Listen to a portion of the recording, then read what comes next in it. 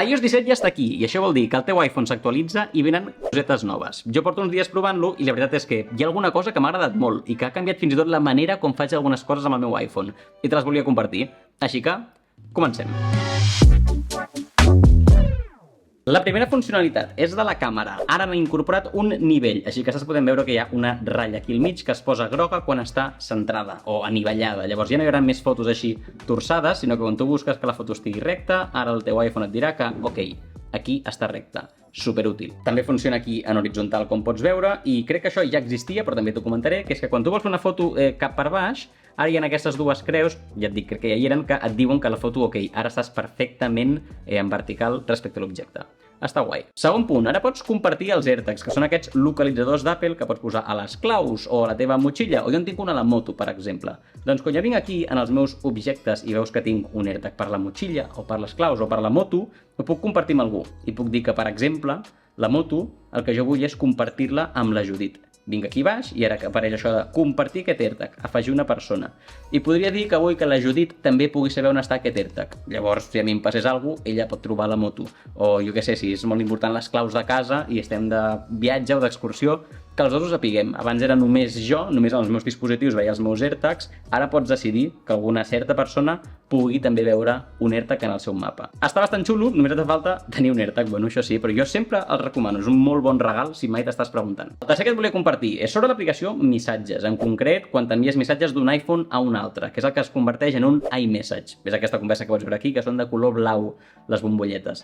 Doncs ara una funcionalitat bastant xula, que no té el WhatsApp de moment, és que et transcriu els àudios que envies. Aquí pots veure que la Judit em va enviar un àudio de 17 segons i aquí pots veure sota la transcripció de Hola, hola, ¿qué tal? Vamos a hacer una prueba de voz. Ok. I bàsicament jo no he d'escoltar l'àudio, ja ho llegeixo. Això està molt bé perquè hi ha vegades que no pots escoltar un àudio.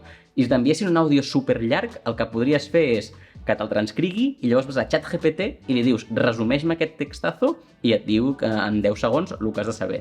Llavors crec que és una funcionalitat super senzilla que WhatsApp de moment encara no té, és qüestió de temps que ho tinguin perquè es copien aquestes aplicacions constantment, però m'ha agradat molt i jo com l'he Judit parlem per iMessage, doncs mira, puntazo per nosaltres. En quart lloc, et volia parlar de l'aplicació Recordatoris. Cada cop l'estic fent servir més aquesta app com a llista de coses a fer.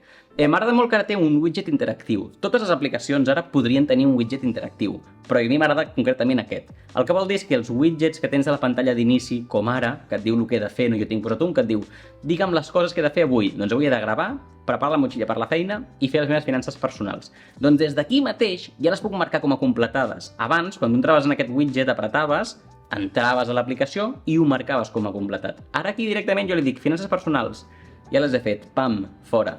Gravar, també ja ho he fet, pam, fora. I aquest widget també serveix fins i tot a la pantalla bloquejada, que no ho faré ara perquè si no se'm bloqueja l'iPhone, però quan tens la pantalla i et surten els recordatoris, també els pots marcar.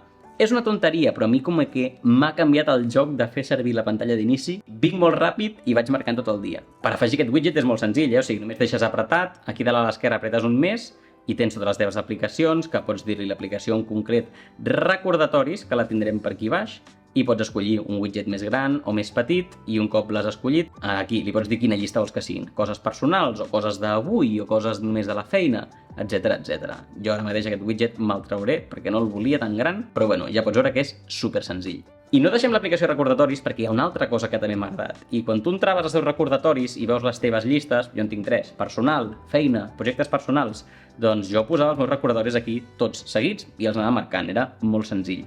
El que ara crec que ja existia però li han donat una volta més és que pots crear com seccions dintre de la teva llista. Per exemple, jo tinc projectes personals, però projectes personals és molt complex per mi. Doncs aquí puc fer divisions sobre el vídeo d'iOS 17. Ah, vale, he de pensar en la miniatura. Després, un vídeo del meu sistema productiu. Ojo, doncs m'he de gravar fent una cosa o una nota. I com que els mateixos recordatoris que abans estaven tots barrejats, ara els hi puc posar en diferents seccions.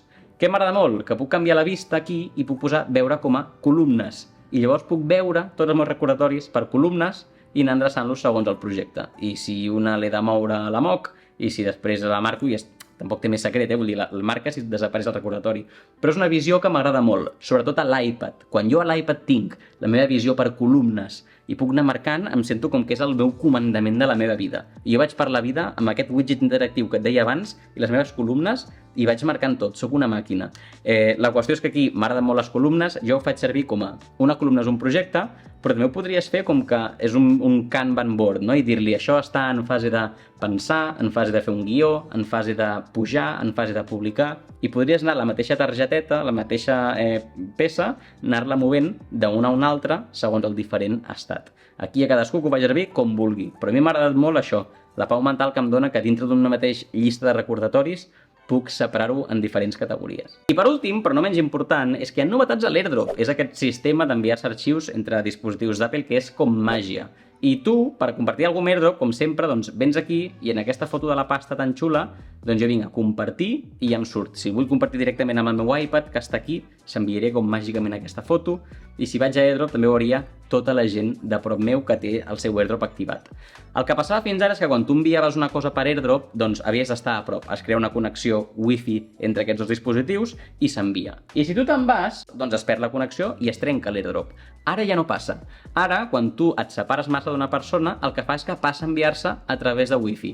Similar al WeTransfer una mica, no molt similar tampoc, però perquè et facis una idea. Mai perds aquest enviament, si no es pot enviar directament d'aquí cap aquí, s'envia a través d'internet i aquest ho puja i aquest ho baixa. Em sembla molt còmode, perquè a mi m'havia passat molts cops d'estar aquí a casa, enviar-li alguna cosa a la Judit i perdre la connexió. I llavors haver d'anar i estar així al costat seu mentre es passa l'arxiu. Ara ja no, ara encara que jo comenci a fer un enviament, després em puc anar al meu estudi i com encara estem amb el wifi de casa, doncs es va enviant i no hi ha cap problema. I amb això l'AirDrop segueix millorant i millorant i jo segueixo més atrapat en el món d'Apple, perquè aquestes tonteries són el que fan que jo al final ja no em plantegi canviar de dispositiu perquè en el món d'Android no sabria com fer-ho això. Que o envies coses per WhatsApp que perden resolució o... Bueno, és un món molt complicat.